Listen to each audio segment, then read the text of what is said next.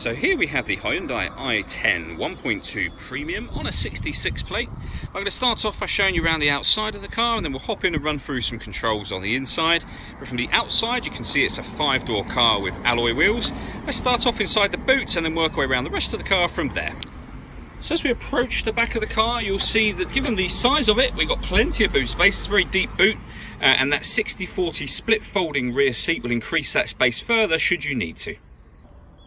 Okay, so we're just going to work our way back round to the front of the car, and then we'll hop in and run through some controls on the inside. But now that we've done a full circle of it, you can see it's in excellent condition the whole way round.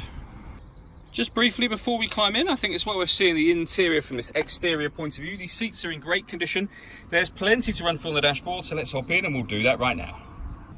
Okay, so now they're inside the car, we're going to start with the dials. On the left-hand side, we have the rev counter. We have the speedometer in the middle. And on the right-hand side, the coolant temperature gauge and fuel gauge. In the middle at the bottom, you can see the total miles for this car, which are 34,537. The information that's displayed above that can be changed using buttons on the steering wheel for various different bits of trip computer information, which can be reset at any point in time you wish to, should you be going on a journey. Backing out to the steering wheel, the button I was using just a moment ago is here, and then you can reset it from there. Above that we have cruise control, and on the left hand side we have stereo controls and phone controls, including the ability to answer and end phone calls and voice activation for the phone. So you can hit that button, ask it to dial anyone in your contacts list, and it can do that for you without you having to take your phone from your bag or pocket. That is of course once you've paired it up, and that is done on the stereo over in the center here. Hit the phone button and then just follow the instructions on screen. When it comes to radio, we have AM and FM, which are both accessed up here. If you want to listen to your own music, hit the media button. We've got the CD player.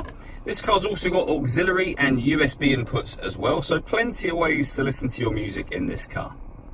Working our way down from that, we have the air conditioning. So we can set the temperature, the fan speed, direction you'd like the air to be distributed in, whether the air is being recirculated in the car or you're bringing in fresh air from outside the car, and then hit that button to turn the air conditioning off in this case, or back on again.